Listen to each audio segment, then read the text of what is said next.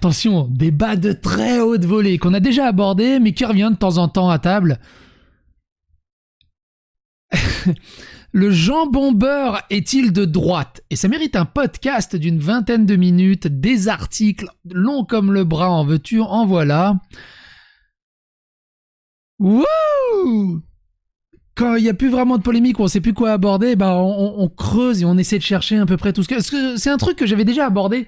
Parce qu'au bout d'un moment, on a tellement abordé de sujets à gauche à droite qu'ils ne savent plus quoi prendre comme sujet pour justifier leur salaire. Et donc on en arrive à des super titres comme le jambon beurre est-il de droite? Alors évidemment, j'imagine que c'est pour adoucir le côté, mais implicitement, ce qu'ils essaient d'imposer derrière, c'est le jambon beurre est-il raciste?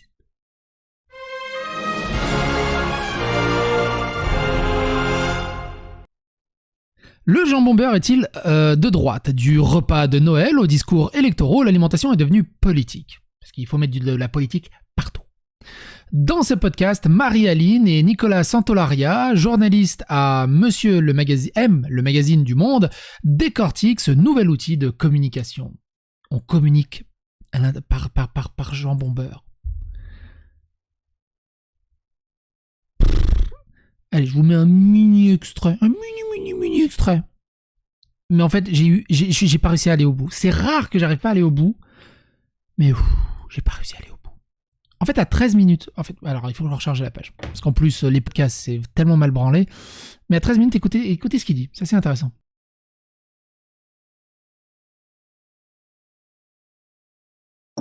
120 000 abonnés. Donc une sorte de Twitter. les produits plus végétaux qui vont un petit peu, donc une sorte de super aliment comparé au soja ou à ce type d'aliment de protéines plus végétales. C'est vrai que souvent ces youtubeurs vont fustiger par exemple l'homme soja qui serait une sorte d'homme un petit peu dégradé par une alimentation pas suffisamment protéinée. Il y a aussi l'idée d'un nationalisme, puisque les produits qui sont consommés sont des produits nationaux ou régionaux, dont on va mettre en avant la provenance. Vous avez compris. En fait, les 15 minutes, c'est ça. Si t'aimes les produits du terroir, t'es un nationaliste facho, parce que tu t'ouvres pas au monde. Et si t'aimes les produits des autres pays, bah, c'est un peu de l'appropriation culturelle. Donc au bout, tu fais, mais comment on mange, en fait? On meurt? Bon, on meurt, ok. Bon, j'ai surtout l'impression que c'est un gars qui n'aime pas trop la viande, qui a extrêmement les boules de se manger des réflexions sur le fait qu'il fait que brouter de l'herbe, et en fait, au final, c'est pas spécialement intéressant. Par contre, ce qui est intéressant, c'est la suite, qui ouvre sur un autre article qui est beaucoup plus pertinent sur le sujet. Le bloc identitaire et sa soupe populaire au porc, les apéropinards à la goutte d'or, à Paris, ou plus récemment, les déclarations de Fabien Roussel, candidat du Parti communiste français à l'élection présidentielle sur le bon vin et la bonne viande. Ce que l'on mange est devenu un sujet politique, parce que maintenant, tu vois, si tu aimes le bon vin et la bonne viande, t'es facho. Cherche pas, t'es facho.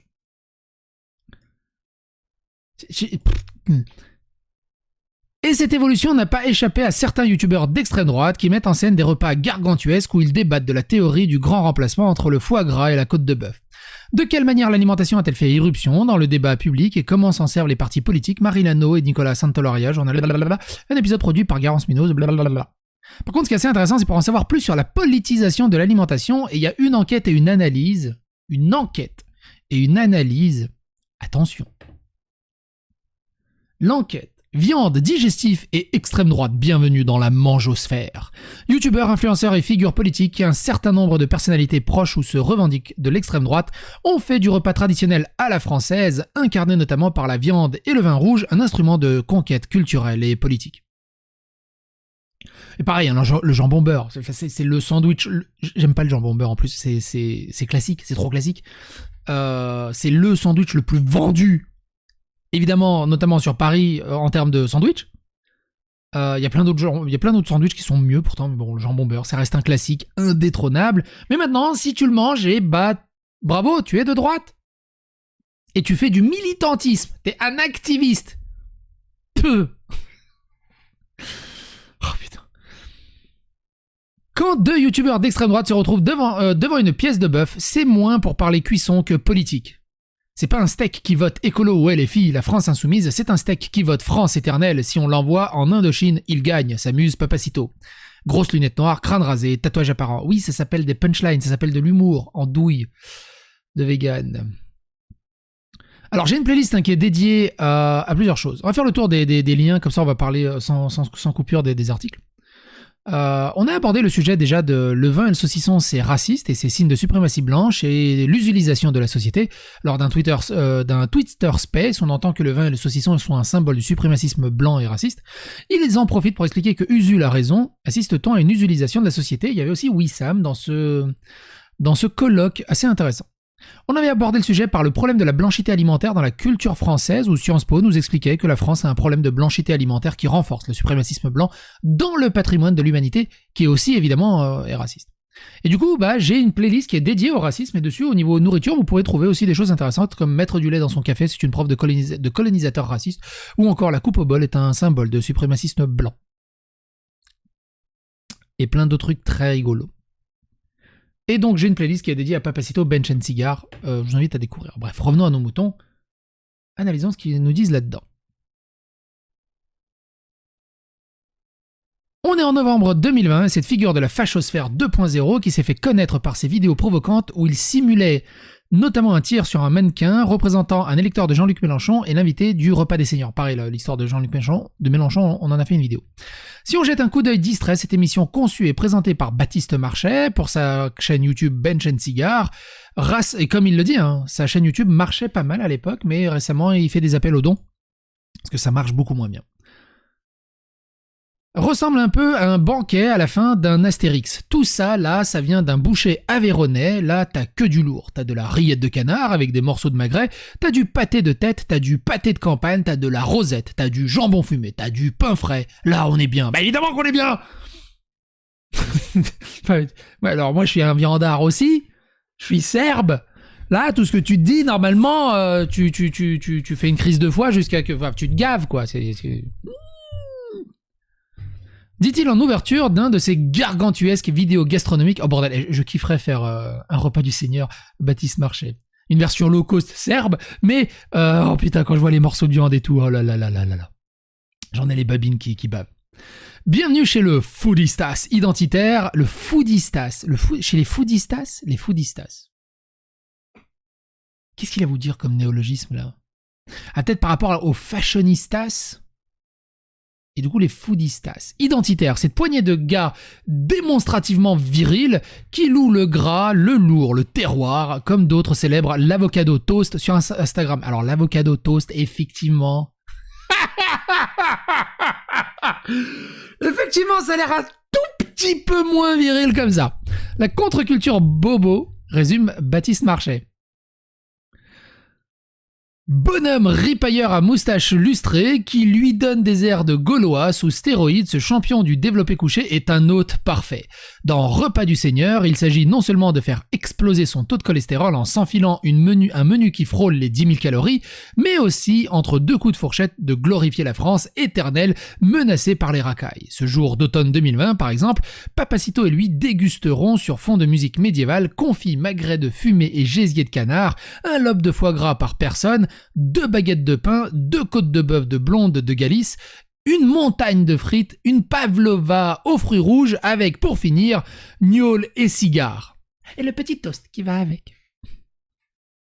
Et après que son hôte a pu témoigner de son tropisme pour Franco, Baptiste Marchais, de conclure avec un paix qui rebondit dans son fauteuil club en cuir, ça, c'est fait.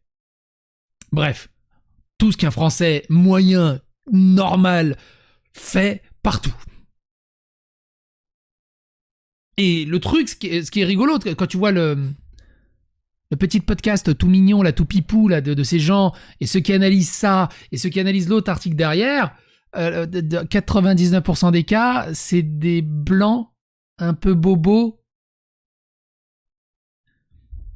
Enfin, je veux dire, tu prends un black, tu prends un musulman, viens là.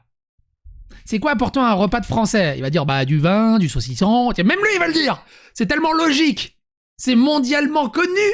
Le vin, le saucisson, le béret, le camembert et en avant Guingamp.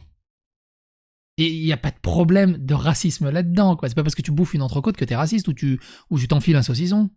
Alors après, ça dépend où tu te l'enfiles. On est en 2022, je sais, mais c'est une autre histoire. Ça, c'est fait.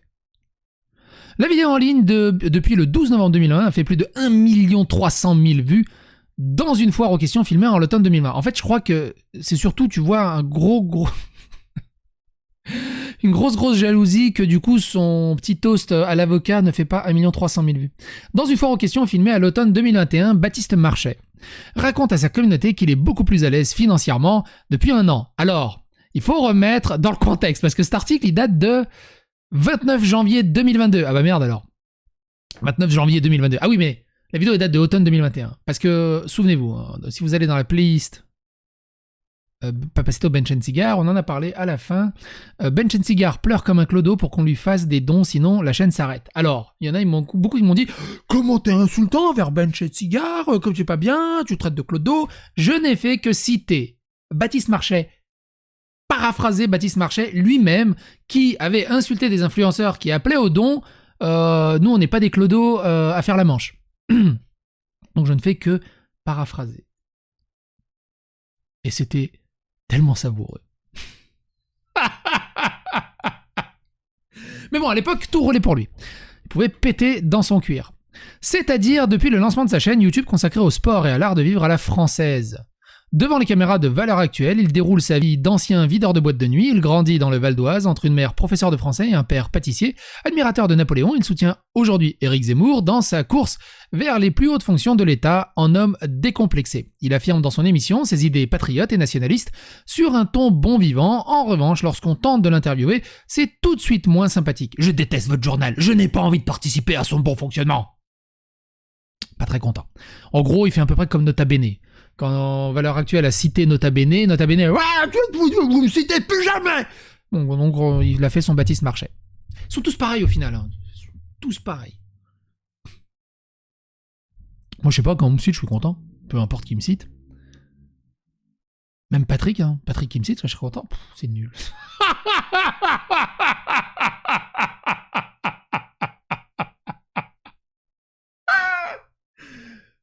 Et en fait, ce qui est assez intéressant, moi ce que j'aime bien dans ce truc, c'est que ils prennent l'excuse du coup de la bouffe, du jambon beurre, du saucisson, parce que voilà, implicitement, ce qu'ils veulent dire par là, bah ouais, regarde, ils font exprès de manger du saucisson, parce que les musulmans ils mangent pas de saucisson, ils font exprès de boire du vin, parce que les musulmans ils aiment pas le vin.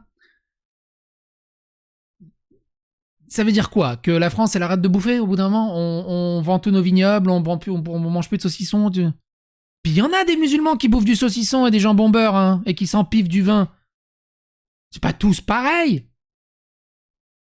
Puis eux, ils s'en foutent que les gens mangent du saucisson et du vin. Je veux dire, le saucisson, le vin pour les musulmans, c'est pas de l'ail, c'est pas des vampires. Enfin, ça marche pas comme avec les vampires, c'est pas des vampires, hein, ils vont pas. C'est débile.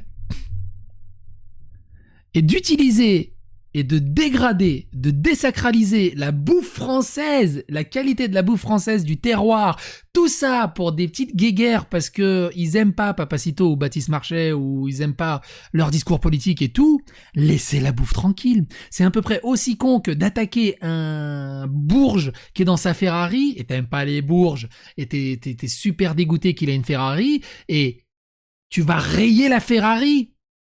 La Ferrari, c'est une œuvre d'art, c'est une pièce d'art. Tu la respectes. Si t'aimes pas le mec, pisse-lui sur la gueule si tu veux, mais respecte l'œuvre d'art. Et raye pas la bagnole. Et ben c'est pareil avec la bouffe. Pas touche à la bouffe. La bouffe, c'est sacré. Bigard, Messia, Lassalle. Même accueil glacial du côté de Jean-Marie Bigard, autre invité de l'émission, dont l'épisode a généré plus de 1 million de vues. Je m'en branle un peu de pourquoi vous m'appelez, je ne me souviens même pas de ce déjeuner. Ah si, ça me dit vaguement quelque chose, j'ai pas envie d'en parler. Oula, il a passé un mauvais moment, on dirait Bigard. Ou alors c'est Baptiste Marchais qui dit ça, on sait pas qui a dit ça. Cette convivialité à géométrie variable s'explique par le fait qu'on est là dans un entre-soi, une sorte de manjousphère, où se côtoient militants d'extrême droite, Jean Messia, qui a quitté le RN en 2020, Julien Rochdy, ancien directeur du Front National de la Jeunesse, qui a quitté le parti de Marine Le Pen en 2014, fan d'armes à feu et artiste viriliste, tel le rappeur 25G. Et lui, il est en avance, putain, nous on a à peine la 4G, mais qui se définit comme le Baptou pure souche qui casse des bouches.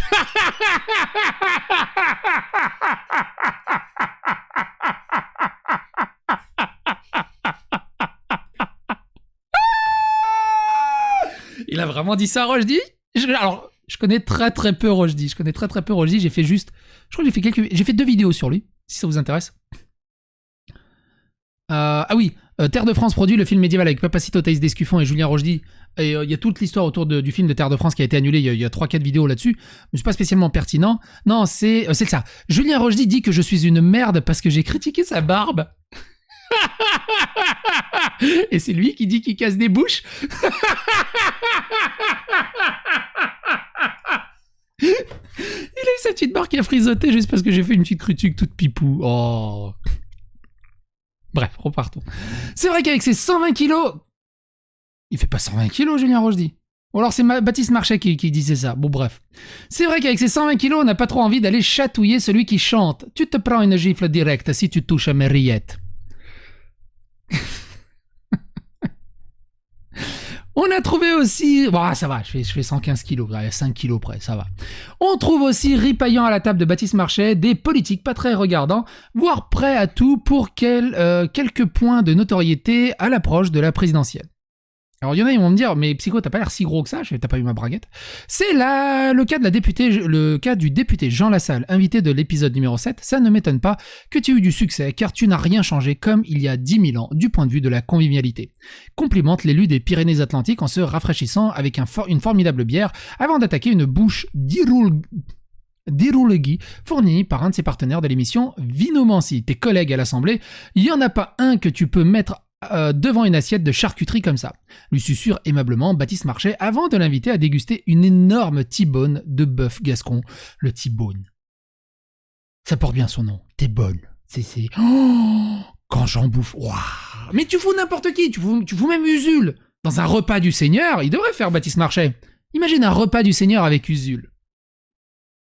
À s'éclater, à discutailler, à s'enjailler. Tout le monde est ultra fan devant un T-bone. Fourni par le label Viande du sud toulousain et agrémenté d'un œuf d'autruche à cheval. Je me demande si je ne suis pas au paradis, s'extasie l'élu. Entre 2 gorgées, on tape sur la gauche, sur le fonctionnaire, on cause de dévirilisation des hommes, produit du terroir, déclin de la France et femme hystérique, lorsque l'on est invité dans aucun média et qu'une jeune qui fait 800 000 vues vous propose d'apparaître dans son émission, ça ne se refuse pas. Nous confie le député qui reconnaît ne pas avoir creusé la filiation politique de son hôte et précise se méfier de l'extrême droite. Il est vrai que masquer derrière une rosette de lion ou un fromage basque l'idéologie est plus dur de débusquer. Lorsqu'il est invité à Touche pas à mon poste pour un débat sur le thème Faut-il interdire les abattoirs face à l'activiste Solveig Alloin, Baptiste Marchais est présenté simplement comme un sportif de haut niveau et amateur de viande. Et quand son opposante rappelle qu'il est d'extrême droite, Cyril Hanouna lui demande de laisser le bon vivant s'exprimer. Surtout que quand on parle de vaches et de tout ça, on s'en fout un peu de s'il est d'extrême droite ou d'extrême gauche. On parle de ce bordel. Et ça, je vous invite vraiment à regarder. Solveig compare les abattoirs au camp de la mort, à la déportation et à l'Holocauste. C'est un des meilleurs moments de la télévision, je pense, qu'on ait pu avoir. Gagner le territoire culturel depuis les années 2000, l'extrême droite a investi le champ métapolitique avec plus de brio que d'autres courants. L'idée conceptualisée par Antonio Gramsci, philosophe et membre fondateur du Parti communiste italien, est que pour gagner en politique, il faut conquérir les territoires culturels, d'où cette offensive sur le terrain des papilles. Dans ce livre, La France n'a pas dit son dernier mot, édition Rubempré 2021. Éric Zemmour ne rappelle-t-il pas que le mot gastronomie est une invention française ? Grâce à ses réseaux sociaux, l'extrême droite a pu s'affranchir de l'intermédiaire des journalistes, développe le sociologue Samuel Bouron. Ils montrent un certain sens de l'humour, de l'érudition, ils ont des goûts plutôt légitimes, se montrent à l'écran en train de bien manger, c'est aussi être prescripteur de normes, libre ensuite d'y injecter les idées de son choix. La viande peut ainsi devenir, à elle seule, un message en creux permettant de moquer l'homme soja. Cet électeur de gauche ayant perdu sa puissance virile à force d'avaler des protéines végétales, pourtant, si l'on y regarde de plus près, patriotes et bobos partagent un certain nombre de préoccupations alimentaires comme le locavorisme. Hey Google, donne la définition de locavorisme. Selon Wikipédia, le locavorisme ou mouvement locavore est un mouvement international prônant l'achat de produits alimentaires locaux et la consommation de nourriture produite dans un rayon allant de 100 à 250 km maximum autour de son domicile. Ah, de consommer local. Ça sert à rien de la péter avec des mots compliqués au bout d'un moment. La viande bien élevée, des légumes biosourcés, des fromages et des alcools issus du savoir-faire artisanaux, bref, la consommation de produits non industriels. Mais pour les foodistas d'extrême droite, l'assiette est aussi une conjuration, une sorte d'antidote à la peur du grand remplacement alimentaire, figuré par la multiplication des kebabs. Tu vas pas me... faut arrêter les conneries, tu te doutes bien que même Baptiste Marchais, il se tape des kebabs de temps en temps. Donc, peut-être pas des kebabs, parce qu'il est vieux, les kebabs, c'est plus les jeunes qui se tapent des kebabs, mais... On me fait un petit kebab de temps en temps, mais on va plutôt au restaurant, c'est quand même plus agréable, mais... T'inquiète pas que Baptiste Marchais se tape des couscous aussi, hein, c'est bon les couscous, et puis il y a des sushis aussi, c'est bon les sushis, et puis voilà... Chez le partisan de Zemmour, le hashtag Team Jambon Beurre sert parfois de code de ralliement en même temps que de repoussoir numérique face à l'envahisseur musulman. Quant à la marque basque de super aliments Brenos, du nom du chef gaulois qui a vaincu les Romains lors de la bataille de l'Alia, un casque gaulois lui sert de logo, signe que ce qu'on ingurgite au petit déjeuner peut servir de carburant à la guerre de civilisation. Vous êtes au courant que les Gaulois sont pas français, hein. Mais bon, c'est pas grave. Bienvenue chez les druides des temps modernes, annonce sur le site internet ces spécialistes irréductibles du granola patriotique. La seule chose qui reste en France, c'est la gastronomie. Et, oui, il n'y a plus le Minitel. Et si cette convocation fantasmatique du grand remplacement gastronomique était en réalité un moyen de conserver un privilège pour évoquer la dominance de la blanquette et autres plats bien de chez nous, la chercheuse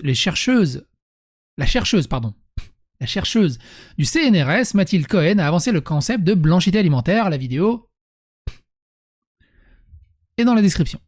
Soit l'idée que les habitudes culinaires de classe moyenne et supérieure blanche sont en France érigées au rang de normes au regard desquels les autres régimes sont jugés déviants, régime végétarien, nourriture halal, cachère. L'alimentation a été de tout temps un enjeu de soft power, spécialement en France, décrypte le politologue Paul Arias. Non mais tu fais ce que tu veux, tu me ramènes ton sushi, ton avocat, ton truc de vegan, ton tofu, même si c'est bon, tu mets une entrecôte par-dessus grillée aux braises, une T-bone.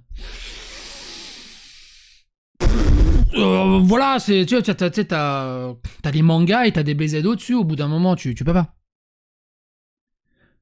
Auteur d'une histoire politique de l'alimentation du paléolithique à nos jours, Max Milo, 2016. L'extrême droite peut aujourd'hui... Et il n'y a rien à voir dans politique là-dedans, c'est purement gustativement, papillairement supérieur.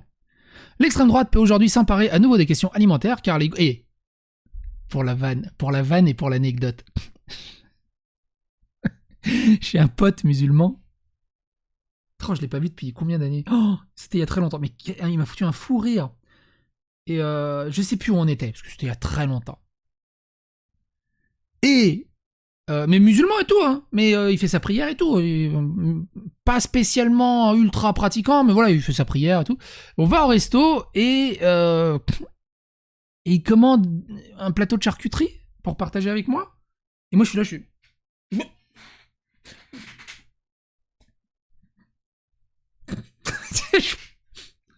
Je m'étais pas... T'es pas musulman? Fait, mais si, mais le saucisson, c'est trop bon, t'es ouf.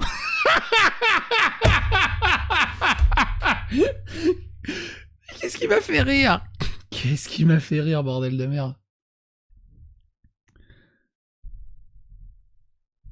Et il me dit... c'est ce que c'est la première. Attends, ça c'est le premier.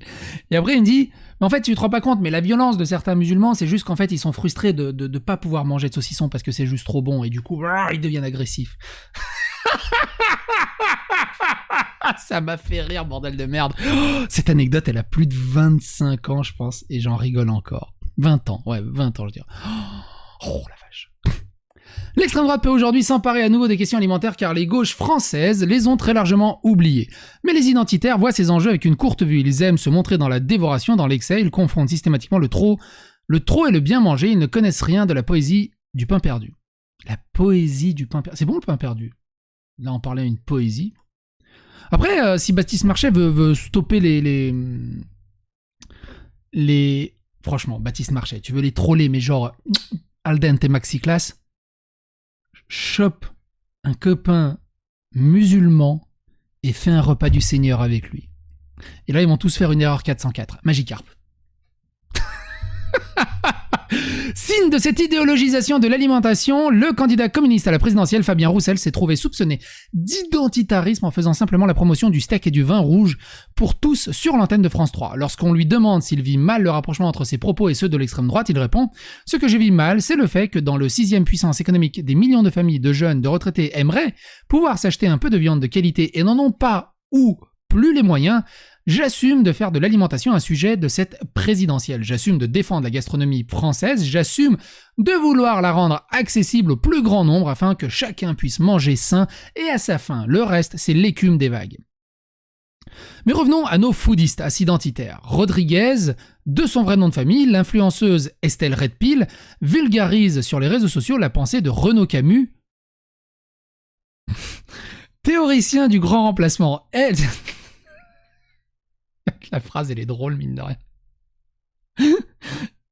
Oh là là. Enfin, c'est quoi le terme? Influenceuse, vulgarise, théoricienne. C'est quoi? C'est pléonasme? C'est quoi je sais plus, c'est... Elle y présente aussi des spécialités culinaires régionales de producteurs locaux. La seule chose qui reste en France, c'est la gastronomie, affirme-t-elle. Elle a perdu notre langue, notre culture, la beauté de nos monuments. On a perdu notre peuple à force des gens qui viennent d'ailleurs, du continent africain. Voilà pourquoi j'utilise parfois le concept de gastronomie. C'est une façon de parler de tout ça sans paraître trop violente. La gastronomie, c'est un pilier pour la fierté nationale. C'est pas elle qui s'est barrée en Ukraine ou un truc comme ça, tellement elle était fière de la France? Ah non, c'était pas elle. Ça rend les gens joyeux, ils laissent des commentaires, ce qui me fait monter la vidéo dans l'algorithme. Pour l'amour du goût. Non, mon but est d'éveiller les consciences car on est dans une guerre digitale. Avec les doigts. Je travaille pour cela avec des informaticiens de la mouvance identitaire. J'ai comme objectif de créer mon parti et d'amener les gens à faire de la politique différemment. Assène Estelle Redpil, dont le pseudo est une référence à la pilule rouge de Matrix, celui qui permet d'ouvrir les yeux sur la vérité. Ceux qui ouvrent les yeux, ceux qui sont éveillés, les woke. Oh putain, je suis déjà à 27 minutes. Mais il faut absolument qu'on lise ça aussi. C'est un peu long, hein, mais comme ça au moins on en aura fait le tour. Le steak frites est passé à droite. Parce que même le steak frites, tu vois. Qu'auteur de La France sous nos yeux, le journaliste et essayiste Jean-Laurent Casely décrypte la politisation de l'alimentation et les fractures qui y apparaissent. Un bon vin, une bonne viande, un bon fromage, pour moi, c'est la gastronomie française, affirme récemment sur France 3, ça on l'a lu. Dans sa déclaration, ça on l'a lu aussi. On va avancer. D'où les critiques sont-elles venues? De son propre camp, d'un côté, il y a les militants écologistes en faveur du bien-être animal qui ont été choqués par sa promotion de l'alimentation carnée. Alors quand ils disent l'alimentation carnée, tout simplement, c'est la viande, pour carnivore.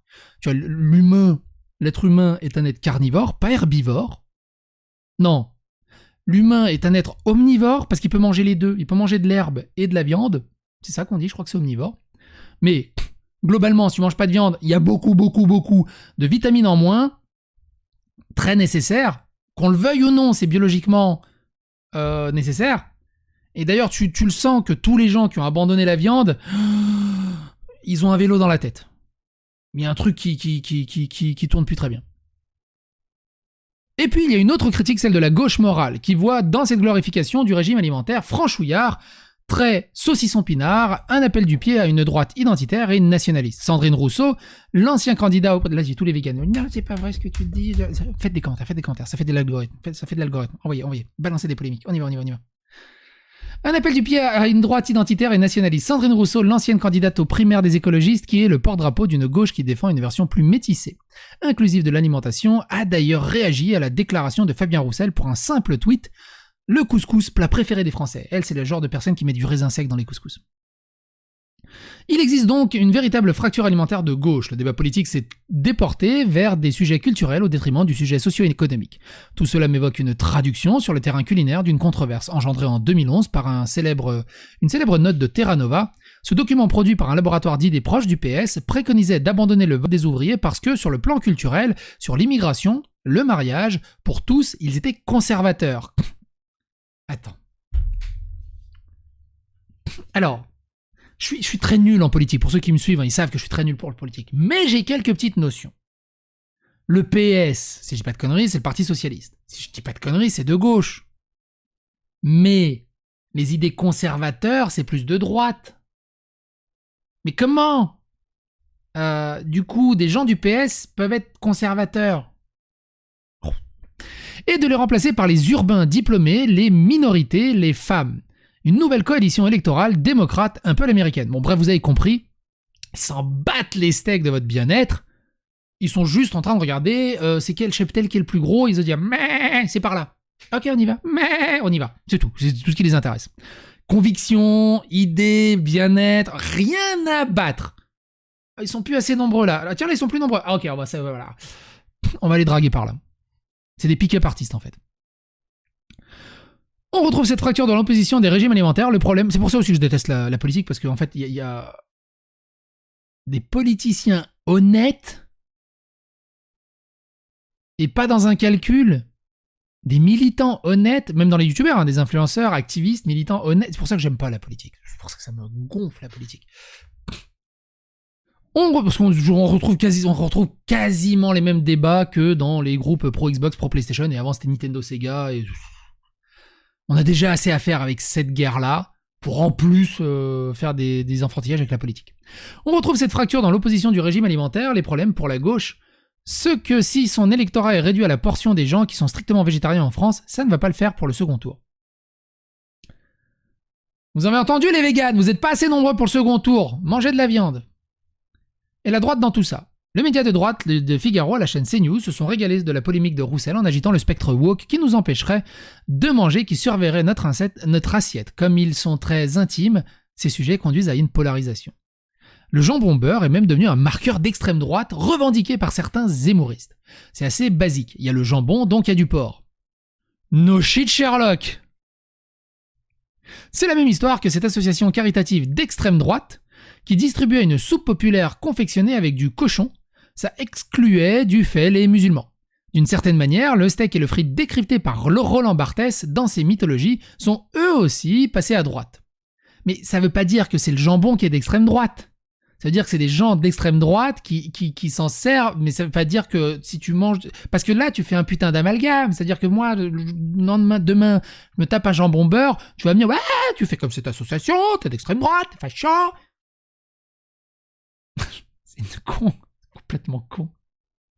Avec la musculation, la barbe ou certaines marques vestimentaires, la viande rouge fait partie des nouveaux marqueurs lifestyle des identitaires associés à une idée de santé, de force, de virilité. C'est comme ça qu'il y a aussi beaucoup de véganes qui aimeraient revenir du côté de la viande, mais ils ont peur d'être catégorisés d'extrême droite par leurs copains. Et du coup, ils en ont marre de brouter de l'herbe, mais ils sont obligés de continuer à se forcer. Ou ils font ça en cachette, mais t'imagines la frustration et le bordel mental qui est autour de tout ça. Après, ils finissent en burn-out. En France, la droite a longtemps moqué la gauche caviar, ce qui est une manière de dire vous vous revendiquez de l'égalité et de la justice sociale, mais vous mangez des mets de la bourgeoisie. Aujourd'hui, on est en train d'évoluer vers ce qu'on pourrait appeler une gauche quinoa. C'est une autre forme de disqualification. Si la gauche quinoa rejette les référentiels bourgeois, on lui reproche désormais de ne pas représenter le peuple, mais seulement les classes urbaines éduquées. Parce que tu vois, le bas peuple, il mange pas de quinoa, ni de goyave, ni de papaye. Du jus de papaye? Du lait de soja. Une partie de l'électorat populaire semble effectivement sur des référentiels alimentaires différents, comme l'ont montré les émeutes du Nutella en 2018 où les gens se battaient pour accéder aux promotions de pâte à tartiner. On est loin des graines germées. Parce que ça démonte le Nutella. Ça démonte. Ça démonte aussi l'écologie, le Nutella, on est d'accord. Mais qu'est-ce qu'on s'en branle, c'est trop bon. Les émeutes du Nutella, c'était juste avant les gilets jaunes et c'est très révélateur pour des foyers modestes que leur enfant puisse avoir du vrai Coca ou du vrai Nutella. C'est pas qu'ils veulent du vrai Coca ou du vrai Nutella, c'est juste que c'est bon. Fais une marque qui a le même goût, voire qui a un goût meilleur, le Nutella il est détruit, le Coca il est détruit. Hein. Mais les autres pâtes à tartiner, vous allez me dire, ouais, il y a des vraies pâtes à tartiner, ça fait comme le Nutella, ouais, ça fait comme le Nutella. Mais le problème c'est que ça fait comme le Nutella. Tant que ça fera comme le Nutella et que c'est pas mieux que le Nutella ou c'est du Nutella, ça sert à rien.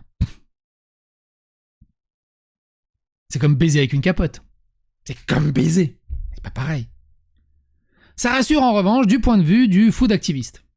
Le Nutella, c'est le repoussoir absolu, accusé d'engendrer la déforestation à cause de l'utilisation de l'huile de palme associée à l'univers de la malbouffe industrielle. Très souvent, ceux qui militent pour le Nutella, ils militent aussi pour le tri des ordures, le tri des poubelles. Encore une fois, on retrouve un décalage culturel. On n'est pas dans la convergence des luttes, mais dans la divergence du style de vie entre des gens qui maîtrisent leur alimentation, qui ont une approche stratégique de leur approvisionnement, font du kéfir et du levain naturel, et d'autres qui le maîtrisent moins et subissent les leçons des premiers. C'est surtout qu'ils ont beaucoup de temps libre pour ça. Beaucoup trop de temps libre, en fait, je crois. Même le vin ne fait plus consensus. Oui, que ce soit pour des raisons religieuses ou parce qu'ils ont choisi de faire le Dry January, le mois de janvier sans alcool, beaucoup renoncent à boire en société, ce qui n'est pas forcément une mauvaise chose. Alors, oui, quand on repart, des fois ça peut être mal vu quand t'es au boulot ou des trucs comme ça, mais le Dry January, ça peut être fun aussi, c'est comme le No Nut November. C'est dur. À la fin, tu marches en cow-boy, tu tousses du sperme, mais ça reste des petits challenges que tu te lances comme ça. La droite agite le spectre du grand remplacement alimentaire en soulignant notamment l'invasion des kebabs. C'est un fantasme minorité. Mais le problème, c'est que kebab, c'est plus 4 €. Qui a connu le kebab à 3,50 €? Qui a connu le kebab à 4 € avec l'assiette à 6 €? Maintenant, je vois des kebabs à 9 €. Je dis, what? Les gars, c'est bon, au bout d'un moment, calmez-vous. L'invasion des kebabs, bah oui, tu vas au resto, le mec il te fait, alors le plat c'est 14 €. Tu vois le kebab en face, 4 €, ça te pète le bide. Tu vas au resto en face, 14 €, t'as ça dans l'assiette. Eh ben on va au kebab, et j'en prends 2.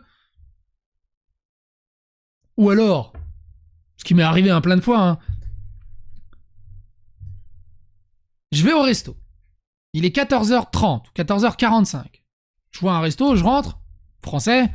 Ouais, s'il vous plaît, 2 places, on a faim. Ah non, c'est bon, oh, vous avez vu l'heure là, c'est fini, le service il est ferni. Ouais, pop. Il nous dégage. Les mecs, ils refusent des clients parce que c'est plus l'heure de servir. En Serbie, les restos ils servent tout le temps, c'est du matin au soir. Si tu viens manger, bah il y a de la bouffe. Tu vas au kebab, on peut manger. Bien sûr, vas-y chef, vas-y, qu'est-ce que tu veux chef? Et on y va, salade tomate oignon complet. C'est tout. Et après on dit les kebabs ont tout pris. Bah oui, eux ils bossent et ils proposent des trucs pas chers et puis les restos à côté ils veulent pas bosser et c'est hors de prix. Alors évidemment je caricature, mais toutes les caricatures sont basées sur un fond de vérité aussi. Comme il est souvent tenu par des Turcs ou des Maghrébins, le nombre de fois que je suis rentré dans un kebab et on me parlait directement en turc, parce qu'il paraît que j'ai une tête de turc, ou des Maghrébins, le kebab est pour les générations âgées un marqueur de vague d'immigration récente comme le voile. Non, c'est juste que c'est super bon le kebab. Une bonne assiette d'honneur, oh putain. Faut rajouter, une bonne assiette d'honneur d'un traiteur kebabier dans ton repas du Seigneur, Baptiste Marchais. Mais dans les faits, il signale aussi la paupérisation. Alors le poppers, c'est pour se dilater l'anus. Tu sais, tu mets 3 gouttes dessus. Des centres-villes, c'est un commerce extrêmement résilient, adapté au temps de crise. Et ça, justement, les végans, ils connaissent assez. Pour le plus jeune, le kebab fait partie des paysages. Il y en a devant chaque lycée de France. Dans chaque rue commerçante de province, le kebab est un signe de la mondialisation de l'alimentation. Il fait partie des nouveaux référentiels français. C'est faux. Faux. Le kebab est quand même tombé en désuétude. Après, on a eu les sushis japonais. C'est quand même aussi tombé en désuétude. Pendant un tout petit peu, on a eu les trucs mexicains, là, putain. Merde, les espèces d'enchiladas roulées ensemble avec 18 viandes à l'intérieur. Enfin, c'était un truc assez...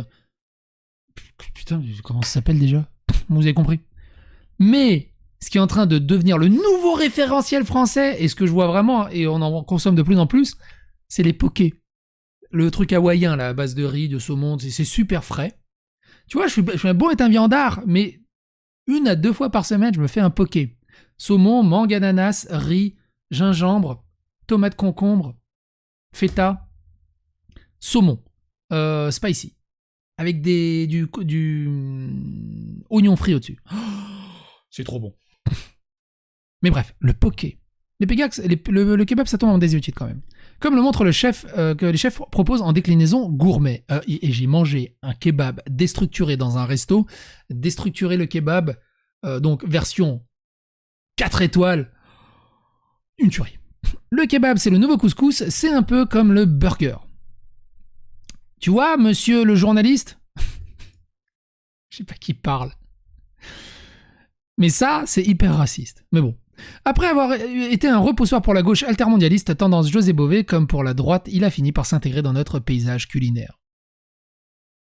Mais comment expliquer cette politisation de l'alimentation? L'alimentation, mais aussi la voiture, la maison individuelle, l'avion, tous les marqueurs du mode de vie hérité de l'imaginaire des 30 glorieuses n'étaient pas questionnés. Or, dans la France contemporaine, confrontée à une transition climatique et à une remise en cause de son modèle, ces choix ne sont plus de soi et sont attaqués par les mouvements progressistes. Le fait d'aller dans les centres commerciaux, de rouler en SUV, de commander sur Amazon, tout ça devient politique. En fait, il n'y a que eux, ces mouvements-là progressistes, qui voient de la politique dedans. Les autres, en fait, ils font que vivre normalement et prendre ce qui est le plus pratique. C'est tout. Si Amazon, c'est pareil. Je voulais commander un livre, je vais au libraire. Ah, on peut vous l'avoir combien? Sous 3 semaines. 3 semaines? Je l'ai commandé sur Amazon le matin, je l'ai reçu l'après-midi. Et c'était moins cher. Qu'est-ce que tu veux faire? Tu veux faire vivre le commerce local, mais c'est invivable. Est-ce une bonne idée de politiser ces questions? Tout dépend de la manière. Ces questions sont importantes. Aujourd'hui, manger moins de viande est souhaitable sur le plan de la santé et sur le plan environnemental. Au travers du style de vie, ce sont des modèles de société, des visions du monde que l'on choisit. C'est pour ça que ça inspire les électeurs. Plus que de savoir s'il faut rajouter une tranche d'impôt sur le revenu, la question, c'est comment inciter les gens à manger mieux sans leur faire la morale. Alors du coup, la question, elle est simple, on va se terminer là-dessus. Pour les progressistes, la question, c'est pas d'inciter les gens à manger mieux, c'est d'inciter les gens... Pour les progressistes, c'est d'inciter les gens à manger mieux sans leur faire la morale, et du coup, leur solution, c'est d'enlever le jambon dans ton jambon beurre. En gros, tu manges juste du pain avec du beurre, tu te démerdes. Bref, j'espère que cette vidéo vous a plu. Je me suis beaucoup amusé à la parcourir. N'hésitez pas à phagocyter l'algorithme de YouTube, à partager autour de vous, phagocyter l'algorithme, abonnez-vous, likez, clocher, donnez vos avis, vos opinions dans les commentaires, et à bientôt pour d'autres aventures.